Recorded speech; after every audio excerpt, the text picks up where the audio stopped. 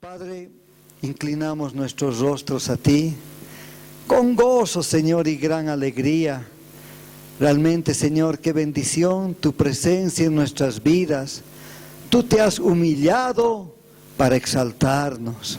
En este cuerpo, Señor, tan débil, tú has tomado lugar para darnos fuerza, para darnos de tu conocimiento, para saber cómo tú piensas y cómo es tu corazón. Sea bendecido mi hermano, Señor, en el mensaje que hoy has puesto en su corazón, y sea con toda la unción que solo tú puedes dar. Nuestros oídos estén atentos a oír tu palabra de bendición. Gracias, Señor. Lo hacemos en el nombre de tu amado Hijo. Amén. Muchas gracias, Mario. Muy buen día, hermanos. Que el Señor realmente les bendiga y bendiga esta su palabra. Y bueno, ¿cómo surgió esto? Mauricio, el director del colegio, me invitó a compartir con unos jóvenes y me pidió compartir Hebreos 6. Y a raíz de eso me metí en esta porción y en todo el libro. Y es así como al final decidí traer esta palabra para ustedes también. Porque creo que es una palabra muy linda. Yo sé que hace tiempo, bueno, años atrás hemos visto Hebreos verso por verso casi. No hemos entrado en esta carta, pero va a ser un recuerdo, va a ser otra vez el adentrarnos. Es una carta muy hermosa realmente, esta carta de Hebreos. Bueno, he puesto un título, una exhortación a cobrar ánimo, a madurar y a no decaer en la fe. Me gustaría que todos tengan un boletín. Si alguien no tiene, puede levantar su mano o acercarse a la puerta. Realmente no se sabe exactamente quién es el autor de Hebreos. ¿Ya? Hay algunos que sospechan que es Pablo, porque hay algunas porciones y hay se menciona el autor que conocía a Timoteo y que va a visitarlo, etcétera, y también ora porque sea liberado. Entonces hay una pauta de que podía ser Pablo, pero tranquilamente podía ser también Apolos o podía ser Bernabé, el autor de esta carta. Pero sea quien sea, este autor está un poco a la distancia y está preocupado por los hebreos. ¿Ya? ¿Por qué? Porque ha percibido algunos problemas, problemas como pereza. Ya es uno de los puntos, y ese es uno de los puntos que vamos a tocar acá. También ha visto inmadurez en esta iglesia. Ha visto que algunos abandonaron la fe y está exhortando a los hermanos realmente a la madurez para que puedan alcanzar mayores metas en su conocimiento de la vida cristiana. Bueno, aquí yo he puesto algunos versos acá. Y referente al punto 1, en el problema de la pereza, solamente voy a tocar muy por encima. Lo propio voy a hacer con el punto 3 de su boletín, que habla sobre las personas que abandonaron la fe. También simplemente voy a colocar como una advertencia. Donde sí voy a hacer énfasis es en el punto 2, ¿no? En este problema de la inmadurez. Porque aquí pone unos rudimentos, ya unos rudimentos básicos que el autor quiere que realmente nosotros los tengamos muy claros. Y ahí voy a hacer un poquito de énfasis. Pero bueno, vamos al punto 1, ese problema de la pereza, lo vamos a tocar, les decía, así muy rápidamente. Si ustedes abren su Biblia en Hebreos, ya así muy rápido vamos a hacer un paseo.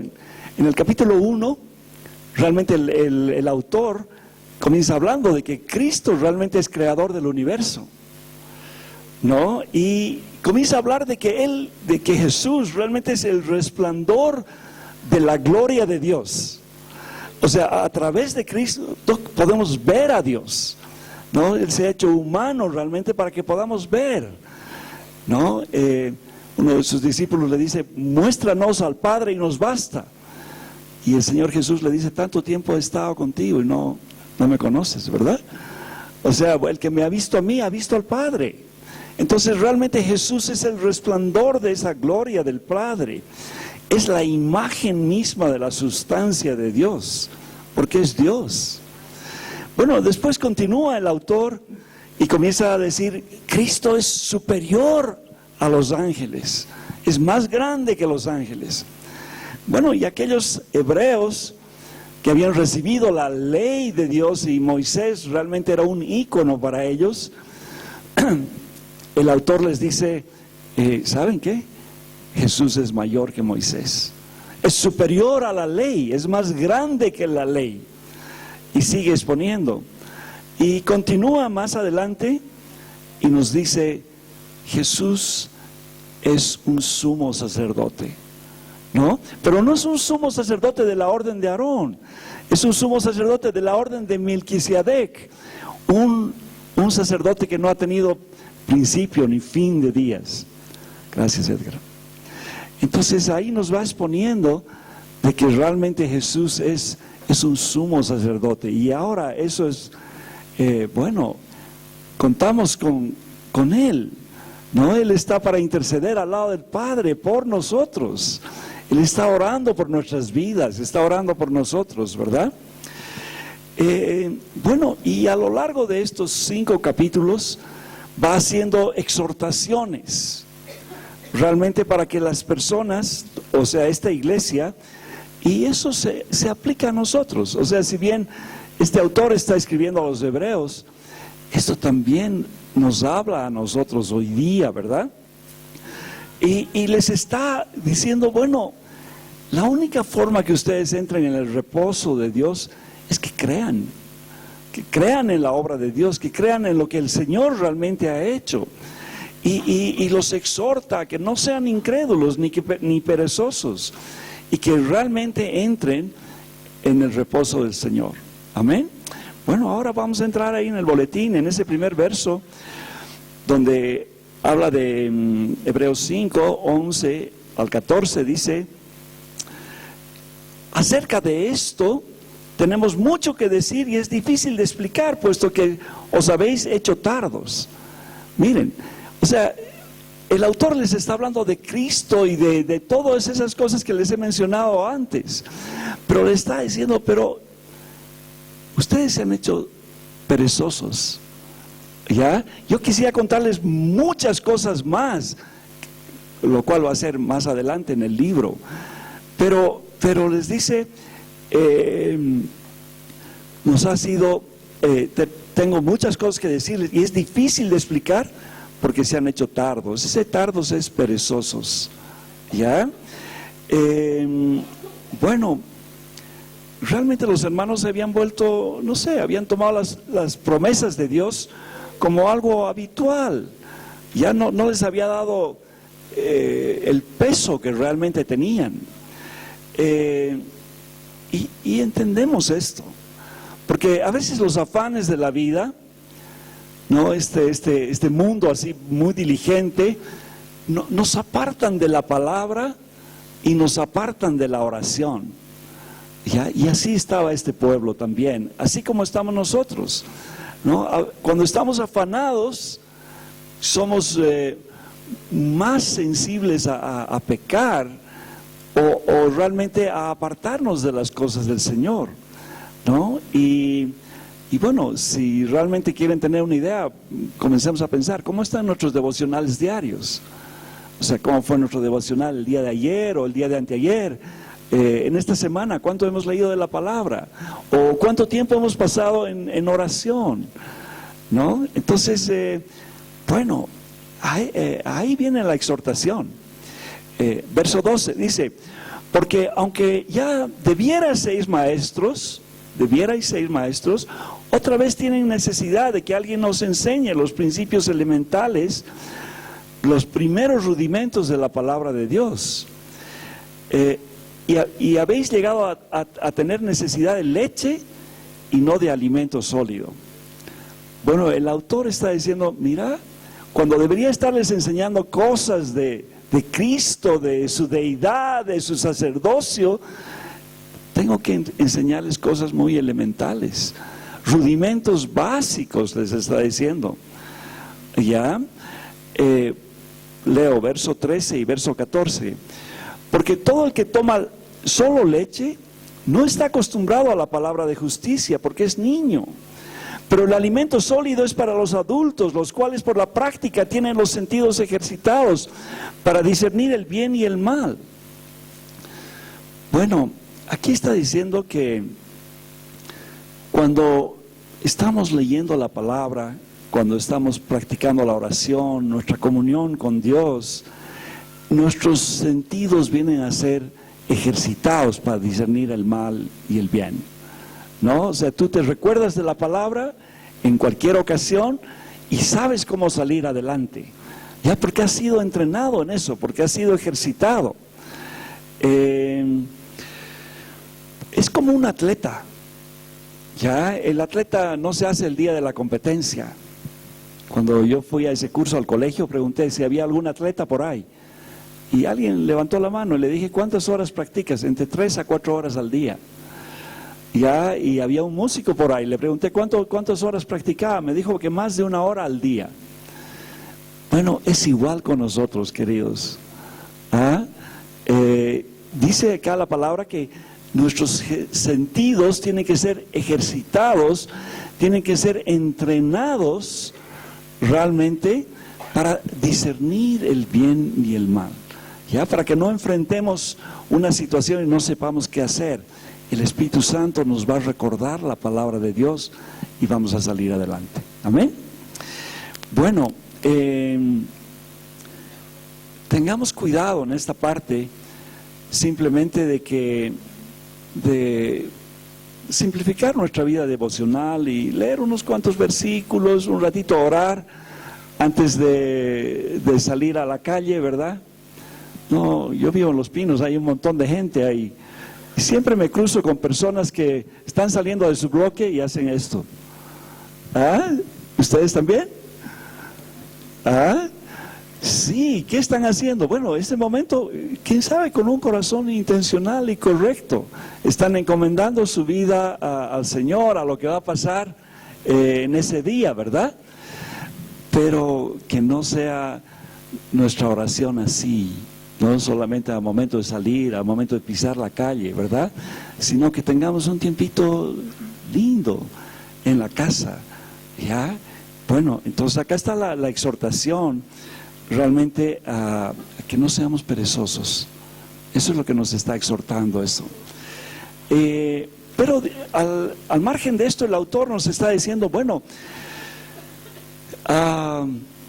hay unos rudimentos que necesitamos entenderlos. Y yo he decidido tocar en detalle estos rudimentos acá.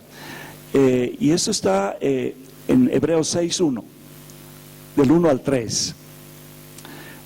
Vamos a leerlos. Dice así: por tanto, dejando las enseñanzas elementales o los rudimentos acerca de Cristo, avancemos hacia la madurez, a perfección, también dice otra versión, no echando otra vez el fundamento del arrepentimiento de obras muertas y de la fe hacia Dios, de la doctrina de bautismos y de la imposición de manos, de la resurrección de los muertos y del juicio eterno. ¿Cuántos rudimentos pueden contar ahí? A ver, rapidito, a ver, ¿cuántos se encuentran ahí? Hay unos principios fundamentales que está mencionándose ahí. 6, correcto. ¿Ya? Entonces, el autor nos está diciendo, acá hay 6 aspectos que ustedes deberían dominar, que para ustedes deberían estar muy claros antes de que podamos hablar otras cosas más profundas. Eso es lo que está diciendo acá el autor. Y en realidad es como 3 parejas, ¿ya? Arrepentimiento y fe es una primera pareja, ¿ya? Luego, acerca del bautizo y la imposición de manos es una segunda pareja. Y luego resurrección de los muertos y juicio eterno es una tercera pareja. Entonces vamos a ir tocando de esa manera. Yo sé que son cosas elementales, pero la palabra dice que tengamos esto muy claro en nuestro corazón, ¿ya? Arrepentimiento de obras muertas. Realmente era la prédica de Juan el Bautista, de los apóstoles y de Jesús. O sea, Jesús cuando caminaba en esta tierra, Él predicaba así. Ya, por ejemplo, si quieren anotar, Marcos 1 al 4 y también, 1, 4 y 1, 14, 15. Se los leo. Marcos 1, 4. Juan el Bautista apareció en el desierto predicando el bautizo del arrepentimiento para perdón de pecados. Marcos 1, 14 y 15. Después que Juan había sido encarcelado, Jesús vino a Galilea proclamando el Evangelio de Dios. O sea, ahora estamos hablando de Jesús. Jesús vino proclamando el Evangelio. ¿Y qué es lo que decía Jesús? Dice, y diciendo, el tiempo se ha cumplido y el reino de Dios se ha acercado. Arrepentíos y creed en el Evangelio. Entonces, tanto Juan el Bautista como Jesús hablaban del arrepentimiento. Ahora, ¿qué es el arrepentimiento? Bueno, las personas, y esto incluye nuestra sociedad, pensamos que podemos alcanzar a Dios por medio de las obras. ¿Me comprenden? Pero no se puede alcanzar a Dios por medio de las obras. Ese es el punto. Y por esto este arrepentimiento de obras muertas es pareja con la fe. ¿Ya? Solo se puede alcanzar a Dios por medio de la fe. Pero sigamos tocando un poquito la parte de arrepentimiento de obras muertas. Por años se nos ha enseñado que había que hacer algunas obras para alcanzar salvación. Ya desde que se ha conquistado estas tierras, bueno, el bautismo era sinónimo de salvación. O sea, tienes que bautizarte para salvarte. Ya, queridos, el bautizo no salva. Ya, eso tenemos que tener claro. O sea, nos bautizamos, y vamos a hablarlo un poquito más adelante, ya, porque el Señor lo ha mandado. La fe en la obra de Cristo es lo que nos da la salvación. Entonces aquí, bueno, tanto Juan como Jesús están hablando de eso. Los discípulos también predicaban de esa misma manera. Yo les leo Hechos 2:38. Hechos 2:38. Dice Pedro.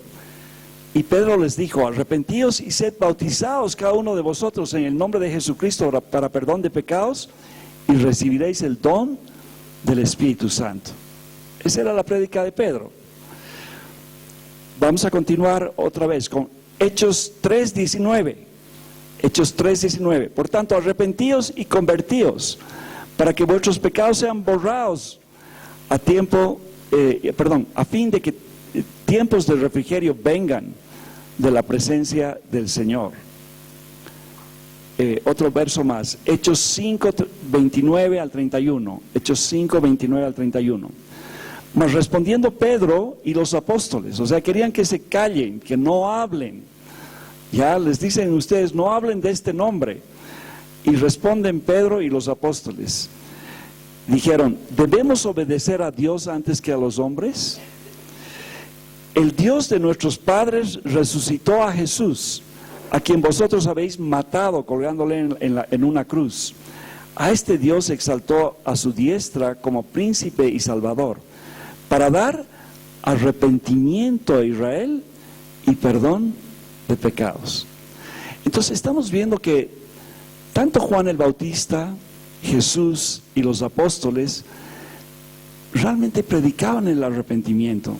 ¿Ya? Arrepentimiento es girar, realmente dar vuelta, dejar de simplemente hacer obras, porque por medio de las obras no se puede alcanzar la salvación.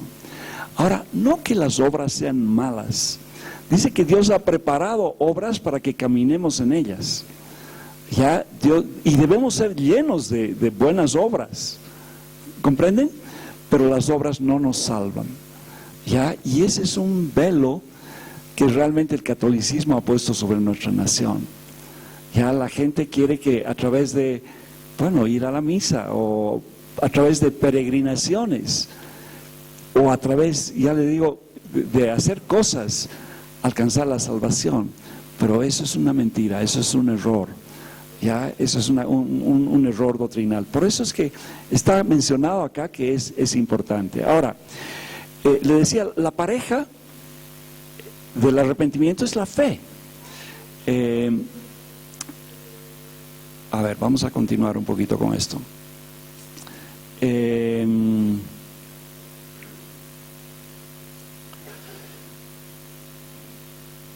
Voy a entrar acá. Y vamos a ver también, o sea, cuál era la prédica de Pablo ya a la gente de Mileto, cuando se está despidiendo de ellos. Está esto en Hechos 20:21. Pablo había estado ministrando por varios años en ese lugar. Ya, y se va a despedir de estas personas y probablemente no van a ver su rostro más. Eso es lo que les está diciendo. ¿Ya? Y iglesias reales, ahí estaban. Son las iglesias a las que después Juan habla en el Apocalipsis. ¿Ya? Varias iglesias que están marcadas ahí en esa área. Y les dice así, Pablo: como no rehuí declarar a vosotros nada que fuera útil, y de enseñarlos públicamente y de casa en casa. O sea, Pablo le está diciendo, les he dado toda la verdad de Dios, ¿ya? Y les he predicado casa por casa, y les he testificado solemnemente, tanto a judíos y a griegos, del arrepentimiento para con Dios y de la fe en nuestro Señor Jesucristo. Entonces, fíjense, la prédica de Pablo era estas dos cosas. Ya, arrepentimiento para con Dios y la fe en nuestro Señor Jesucristo. Ya, vamos a continuar ahora. En el mismo libro de Hebreos, comienza a hablarse un poquito más de la fe. Ya, el libro de Hebreos nos habla mucho de la fe. Hebreos 6:12 dice: a fin de que no seáis indolentes, sino imitadores de los que mediante la fe y la paciencia heredan las promesas. Ya, aquí se nos está hablando de esa otra pareja, de la fe. Ya, dice que por medio de la fe y la paciencia alcanzamos las promesas de Dios. Hebreos 10:22: acerquémonos con corazón sincero, en plena certidumbre de fe, teniendo nuestro corazón purificado de mala conciencia y nuestros cuerpos lavados con agua pura. Entonces nos dice que la forma de acercarnos a Dios es en plena certidumbre de fe, o sea, creyendo realmente en Él, confiando en Él, confiando en sus promesas. Hebreos 12:2, ¿ya? Aquí realmente Pablo está mostrándonos cómo era esa fe en la vida de Jesús. Dice: puestos los ojos en Jesús, el autor y consumador de la fe. O sea, Jesús fue el autor y consumador de la fe, quien por el gozo puesto delante de él, soportó la cruz, menospreciando la vergüenza, y se ha sentado a la diestra del trono de Dios. Bueno, porque el Señor sabía lo que venía por delante. Él no abrió su boca. Él fue a la cruz. ¿Sí? Porque realmente estaba mirando más allá, agradar a su Padre, viendo realmente la obra de Dios. Entonces, bueno, esa primera parejita yo quiero que quede bien asentada. Arrepentimiento y fe son dos aspectos inseparables del Evangelio, y debieran ser nuestra prédica también cotidiana. Ya en nuestro contexto se aplica. Ya les digo, porque la gente está mentalizada de que tiene que hacer cosas para alcanzar a Dios. Ya tenemos que decirle: no es cuestión de hacer cosas para alcanzar a Dios. Eso es lo negativo. Pero ahora tenemos que darle lo positivo. Lo que hay que hacer es creer en la obra de Cristo. O sea, no hagas esto, haz esto. Ya, arrepentimiento y fe es parte de tenemos que dar el evangelio de esa manera. Amén. Bueno, el siguiente componente, la doctrina de bautismos e imposición de manos. En el tiempo de Jesús también era importante hablar de esto. Ya recuerden, Juan el Bautista estaba ahí en el río y decía, arrepiéntanse. ¿Ya? Y dice que la gente venía a gritos confesando sus pecados y se bautizaban. Ese era el bautizo de Juan, ¿verdad? Bueno, los discípulos lo hacían diferente, ¿ya? Pero por otra parte también los judíos de ese tiempo tenían ritos así donde se lavaban con agua para purificación. Entonces por eso es que el autor acá está diciendo, tenemos que tener claro este punto, ya, tenemos que tenerlo claro. Ahora, bueno, aquí tenemos a Miguelito con el PNF2 y Rosendo y Arturito. En ese curso se habla en detalle del bautizo, ¿ya? Pero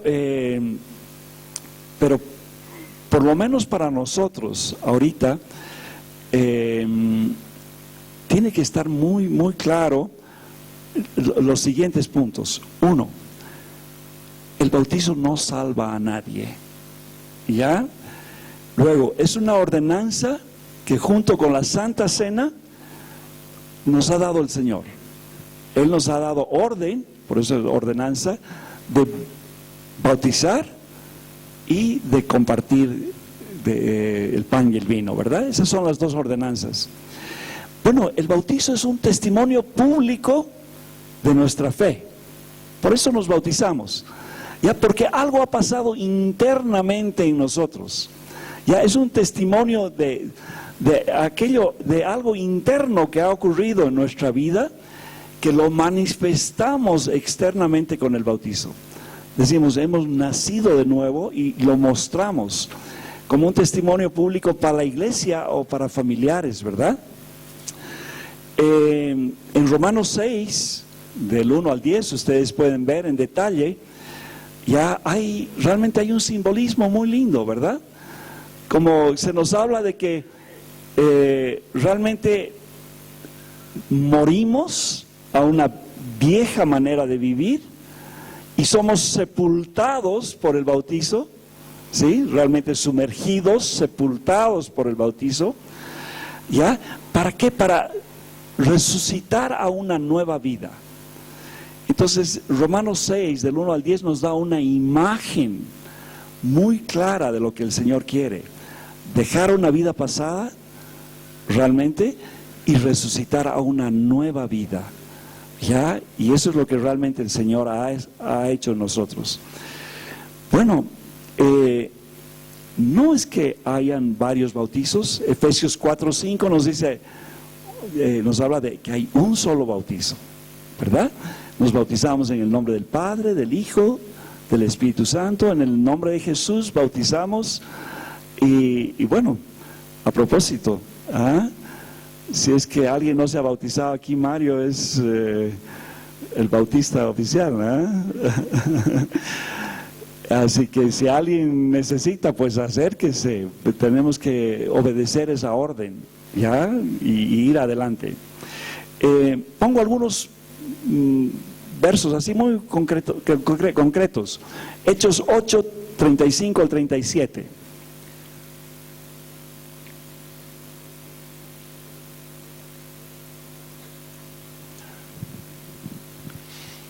Ustedes conocen a Felipe y el etíope.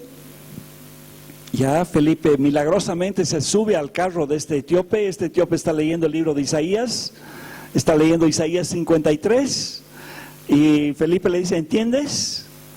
Y esta es parte de la charla. Entonces Felipe abrió su boca y comenzando desde esa escritura, desde Isaías 53, le anunció el evangelio de Jesús.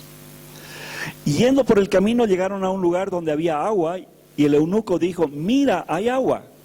¿Qué impide que yo sea bautizado? Fíjense esa preguntita. ¿Qué impide?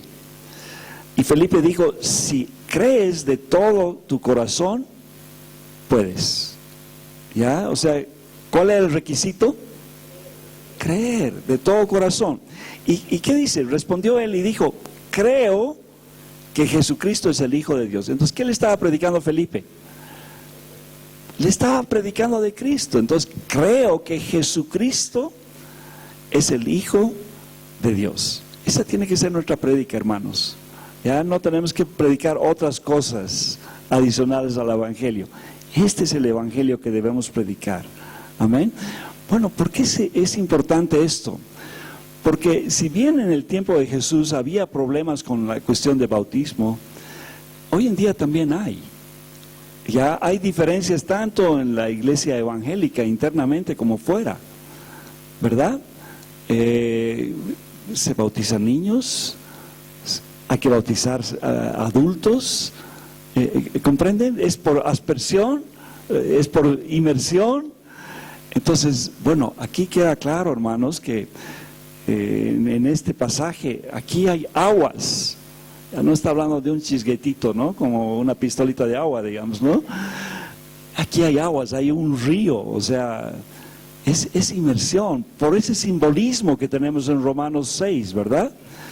Y es una cuestión consciente, es una conversión genuina de una persona adulta que realmente ha creído en el Evangelio.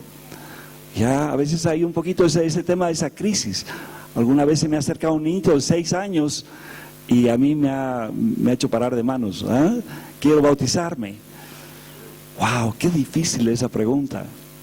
¿Ya realmente ha nacido de nuevo?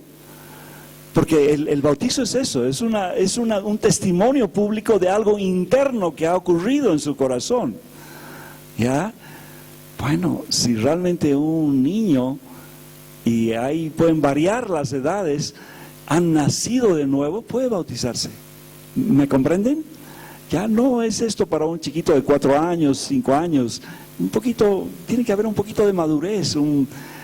Tenemos que tener un discernimiento de que realmente ha entendido. Ya, pero hay niñitos que ya tienen realmente una convicción de pecado en su corazón. Les debe haber pasado a muchos, a Mario, las personas que habitualmente están bautizando, ¿verdad? Bueno, otra temática acá, Hechos 10, 47 y 48.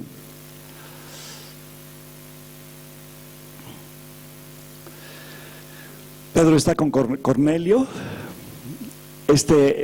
Esta cita es realmente así el Pentecostés de los gentiles. Ya, ahí está Cornelio, que es un griego, un hombre que es un romano, que o sea, no es judío, es un gentil, y de repente está predicando Pedro y baja el Espíritu Santo y bautiza a todas esas personas. Entonces dice el verso 47, 10:47, ¿puede acaso alguien negar el agua para que sean bautizados estos que han recibido el Espíritu Santo lo mismo que nosotros? Y mandó que fuesen bautizados en el nombre de Jesucristo. Entonces le pidieron que se quedara con ellos unos días. Queridos, el Señor hace como quiere. ¿Ya? Esa gente fue bautizada en el Espíritu Santo primero. Así fue, o sea, realmente se convirtieron y fueron llenos del Espíritu Santo. Y ahí están diciendo, bueno, fuera de eso, está bien que oremos para que reciban el Espíritu. Y está diciendo, nada puede atajar aquello, ¿no? Si en la cabeza de un judío era, ¿cómo puede ser que el Espíritu Santo llegue a los gentiles? ¿Ya? Pero ahí está la convicción, ¿no? O sea, ¿puede algo impedir que realmente ante una conversión genuina puedan ser bautizadas estas personas? Y la respuesta es no, ¿no? Y fueron bautizados realmente esas personas. Bueno, la pareja del bautizo es la imposición de manos. Habíamos visto, esa es la segunda parejita, ¿verdad? La imposición de manos. Habitualmente, y esto ya pueden verlo en Números 27, del 18 al 19, tal vez anotar simplemente, ya cuando iba a haber una transmisión de mando entre Moisés y Josué, Dios le habla a Moisés y dice, pon tus manos sobre Josué. O sea, como impón tu autoridad sobre él. ¿Ya? Se los leo. Yo en Números 27, 18. Dice, y el Señor dijo a Moisés, toma a Josué, hijo de Nun, hombre en quien está el Espíritu, y pon tu mano sobre él. Y Moisés hizo tal como el Señor le ordenó. Tomó a Josué y lo puso delante del sacerdote Eleazar y delante de toda la congregación. Luego puso sus manos sobre él y le impartió autoridad, tal como el Señor le había hablado por medio de Moisés. Entonces la imposición de manos es una impartición de autoridad, es una transmisión de autoridad. Ya, bueno, esto se da en el Antiguo Testamento y aquí lo vemos, como en el Nuevo Testamento. Pueden agarrar citas, no las voy a leer, en 1 Timoteo 4:14 pueden ver, Pablo a Timoteo, ¿ya? Le dice, aviva el fuego que hay en ti por la imposición de mis manos, le está diciendo. Entonces Pablo practicaba esto, él oró imponiendo manos realmente sobre Timoteo. Entonces esta partecita también queda clara de que una de las funciones de imposición de manos es una transmisión de autoridad. ¿Ya? Luego, en Marcos 6:5 vemos que Jesús estaba en su pueblo y la gente incrédula. Y dice que no pudo hacer ningún milagro, solo sanó a unos pocos enfermos sobre los cuales puso sus manos. Entonces aquí se está viendo de que Jesús oró por personas imponiendo las manos para sanidad. Esa es otra función de la imposición de manos. Luego los apóstoles practicaban imponiendo manos sobre las personas para que recibiesen el Espíritu Santo. Y eso es algo fundamental que vamos a ver acá. Hechos 8:14 dice, cuando los apóstoles estaban en Jerusalén y oyeron que Samaria había recibido la palabra de Dios, les enviaron a Pedro y a Juan. Imagínense, los samaritanos, sus enemigos, reciben el Espíritu. ¿Ah? Y van Pedro, aquí dice que van Pedro y Juan, y dice quienes descendieron y oraron por ellos para que recibieran el Espíritu Santo. Entonces, pues todavía no había descendido sobre ninguno de ellos, solo habían sido bautizados en el nombre del Señor Jesús. Bueno, estas personas creen, las bautizan, no habían recibido el Espíritu Santo, van Pedro y Juan, oran imponiendo manos y reciben el Espíritu Santo. ¿Ya?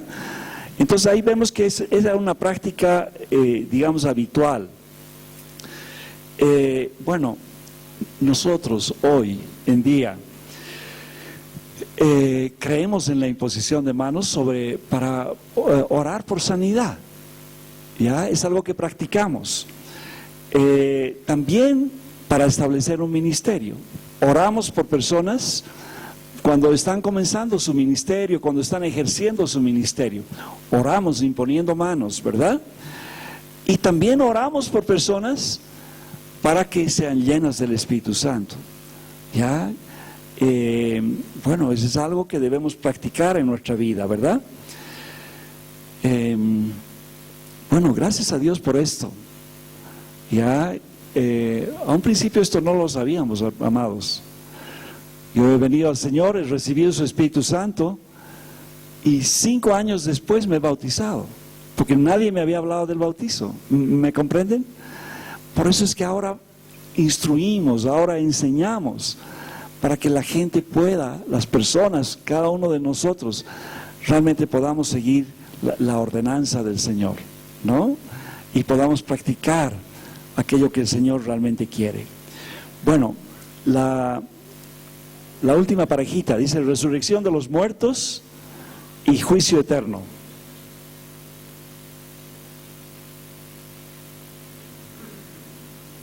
Bueno, la temática de la resurrección realmente es una parte fundamental del Evangelio. ¿Ya? En 1 Corintios 15, ese es el capítulo que ustedes deberían leer. así con todo detalle.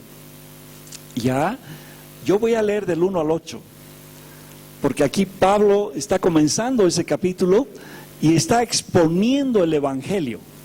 Y vamos a ver que estas dos cosas, arrepentimiento y juicio, son parte realmente del Evangelio, ¿no? Leo 1 Corintios 15, 1. Ahora os hago saber, dice Pablo, hermanos, el Evangelio que os prediqué. Está diciendo el Evangelio. Ese es el componente del Evangelio, el cual recibisteis, en el cual también estáis firmes, por el cual también sois salvos. Aquí hay unas verdades importantes, ¿no? Por medio del Evangelio somos salvos simplemente. ¿Ya? Estas personas, los corintios, habían recibido el Evangelio. Ahora dice, si retienen la palabra que os prediqué, a no ser que hayan creído en vano. Porque yo os entregué en primer lugar lo mismo que recibí. O sea, Pablo está diciendo, esto me han enseñado a mí y yo les enseño esto a ustedes. Y ahí pone 2 puntos en el verso 3. Fíjense, hay 2 puntitos. 1, que Cristo murió por nuestros pecados conforme a la Escritura. El primer componente del Evangelio. Cristo murió por nuestros pecados. Ese es el Evangelio, ¿verdad? Conforme a las Escrituras. Luego dice que fue sepultado y que resucitó al tercer día. Y aquí está el punto. Resurrección, ¿no? Conforme a las Escrituras. Y aquí comienza a ser, toma 3 versos más Pablo para decir que se le aparece a Cefas, que es Pedro, se le aparece a los 12, se aparece a más de 500, que en ese momento algunos de ellos estaban vivos, ya, que se le aparece a Santiago, el hermano de Jesús, y luego dice a todos los apóstoles. Y por último, dice que se le aparece a él, a Pablo también, ¿verdad? Bueno, esta temática o sea, realmente de la resurrección era pues grave, ¿no? O sea, cuando vemos a Pablo, estaba en su defensa ante el rey Agripa y ante Festo. Él comienza a hablarles y les expone el Evangelio, ya, hasta el punto en que les habla de la resurrección de Cristo. Y ahí Festo ya no puede, ya, y le grita y le dice, estás loco, Pablo, las muchas letras te han vuelto loco. ¿Me comprenden? Entonces la resurrección a veces es una locura para el mundo. O sea, ¿cómo un hombre que se ha muerto puede resucitar? Ya eso no entra en nuestra cabeza, ¿verdad? Y Pablo a partir de eso le dijo, le testificó del Evangelio, ya le habló del Evangelio a él y al rey Agripa, ¿verdad? Bueno, tenemos que predicar ese punto, ya, o sea, Pablo nos decía que si no creemos en que Cristo murió y resucitó, vana es nuestra fe. Ya, realmente somos unos payasos, estamos hablando algo que no es verdad. Pero por cuanto Cristo ha resucitado y ha vencido a la muerte, ya podemos tener una esperanza y podemos decir, hay resurrección, hay vida eterna, hay vida más allá de esta vida. ¿Sí? Entonces resurrección es algo muy importante que debemos hablarlo. Y les digo, está ahí en el capítulo 15. Bueno, la pareja de resurrección es el juicio eterno. Ya, pocas veces hablamos de ese tema del juicio, pero tenemos que estar conscientes y preparados. Ya, un día vamos a ser juzgados, tanto los creyentes como los incrédulos. Ya, va a haber un juicio. Ya, el Señor Jesús predicaba de esta manera en Juan 5, 26 y 29. Dice, porque así como el Padre tiene vida en sí mismo, así también le dio al Hijo el tener vida en sí mismo, y le dio autoridad para ejecutar juicio. Antes Jesús vino como un cordero. Ya, cuando Él venga por segunda vez, va a venir como un rey. Y va a venir a juzgar. Aquí está diciendo, y dio autoridad para ejecutar juicio. Porque Él es el Hijo del Hombre. No os admiréis de esto, porque viene hora en que todos los que están en los sepulcros oirán su voz y saldrán. Los que hicieron lo bueno, a resurrección de vida. Y los que practicaron lo malo, a resurrección de juicio. ¿Sí? Bueno, va a haber un juicio realmente para incrédulos y realmente para creyentes también. ¿Ya? El escritor de Hebreos, en Hebreos 9:27 dice: y de la manera que está establecido para los hombres, que mueran una sola vez, y después de esto, juicio. ¿Ya? Queridos, otra vez las tradiciones nos traen confusión. Ya tanto nuestras tradiciones andinas, católicas, etcétera, ¿ya? El purgatorio es una mentira del infierno, no hay. Si una persona se muere, ya no se va a tostar un poquito para purgarse, para alcanzar salvación. No hay tal. Una persona se muere y después de la muerte, juicio. Eso es lo que está diciendo, ¿ya? La reencarnación es otra doctrina del diablo. No existe, no existe. ¿Ah? Bueno, Dios levante personas acá que vayan a la India o vayan a esos lugares y prediquen a esas personas. Están muriendo porque creen en esa doctrina, ¿verdad? Entonces, el juicio es una cosa importante y tenemos que predicarlo, tenemos que hablarlo, ¿verdad?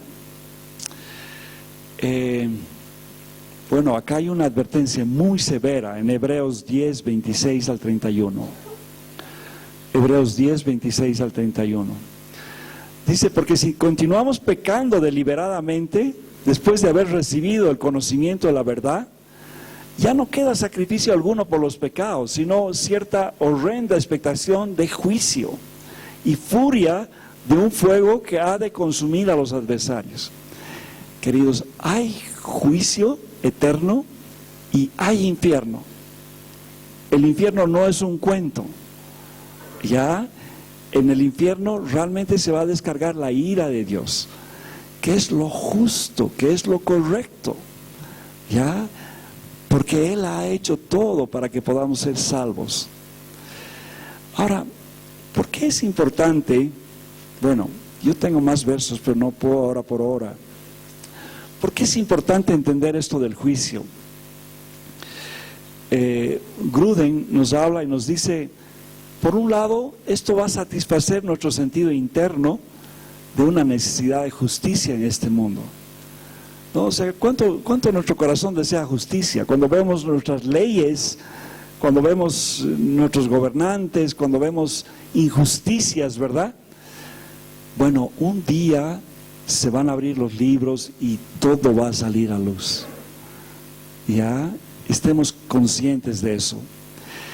También es importante porque, bueno, a veces ocurren cosas tristes como, qué sé yo, homicidios o cosas severas, y nuestro corazón puede llenarse de amargura, de rencor, de odio, de venganza, pero tenemos que entender que es posible perdonar, ¿ya? Porque no está en nosotros juzgar, sino en Dios es quien va a hacer juicio. Y esa cosa no va a quedar impune. O sea, para Dios no hay impunidad, ¿sí? Realmente eso nos puede animar a inclinar nuestro corazón al perdón. Ya en la temática de divorcios, de injusticias, de tanto dolor que a veces incurrimos, ¿verdad? Podemos perdonar porque Dios va a juzgar como un Dios justo. Luego, también constituye un motivo para una vida santa.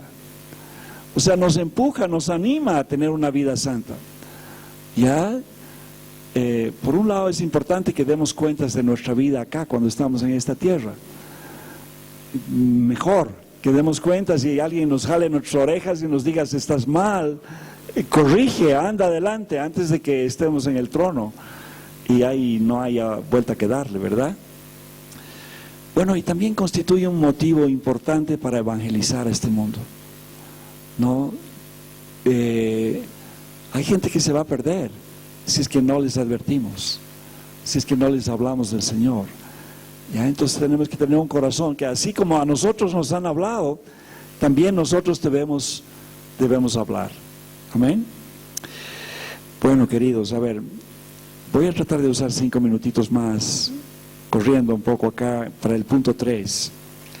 Dice, el problema de abandonar la fe.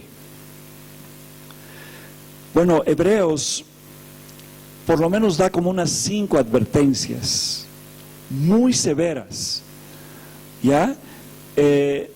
Desde, digamos, advertencias sencillas como a no ser incrédulos o no ser perezosos, o no ser livianos con una salvación tan grande, hasta, ojo, cuidado con abandonar la fe, o peor aún, cuidado que ustedes estén contrarios al Evangelio, ¿verdad?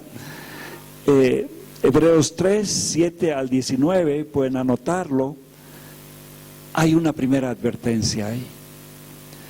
Todo el capítulo 4 es prácticamente una advertencia también a no abandonar la fe, a ser creyentes. Hemos leído ese 10, 26 al 31, ¿verdad? Y aquí está también este Hebreos 6 del 4 al 8. Esta es una parte muy severa también. Los versos 4 y 5 están diciendo que no debemos despreciar los dones que Dios nos ha dado, o sea, el regalo que Dios nos ha dado.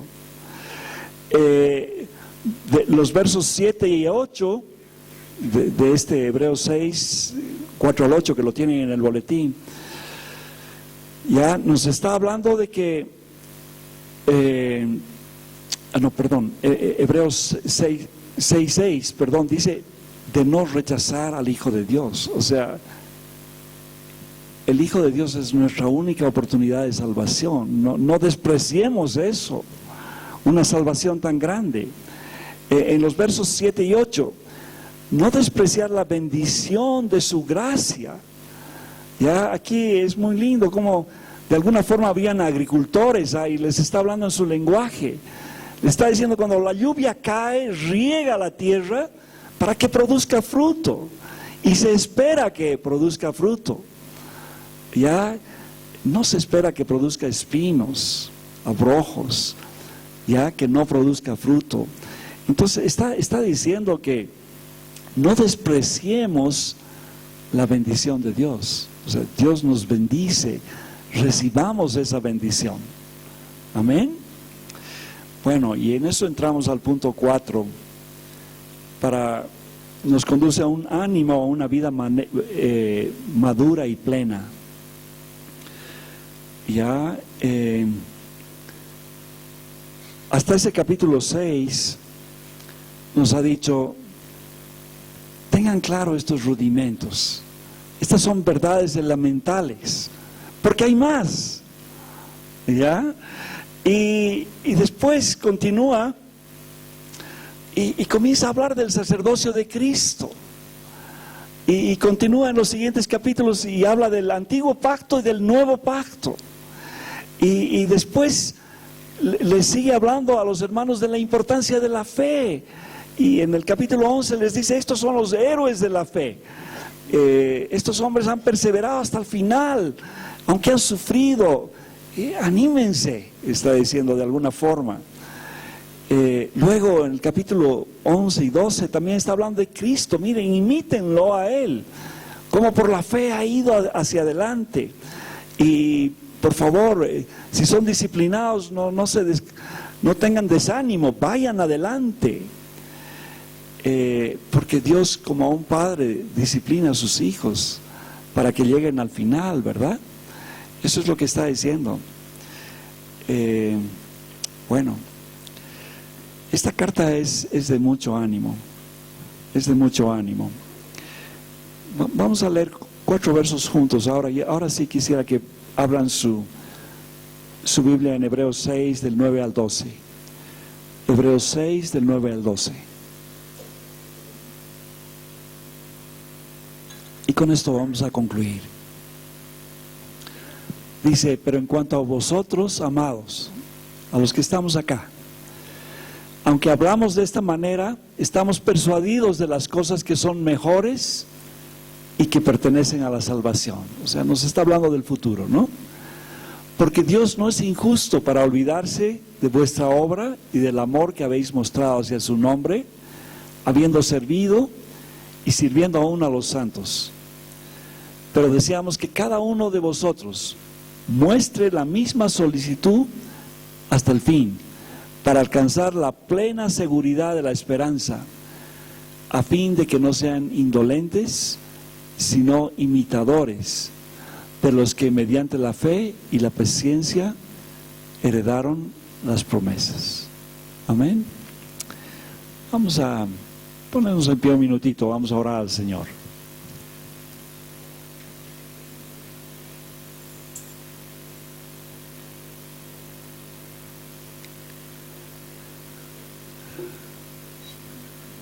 Padre bendito, muchas gracias.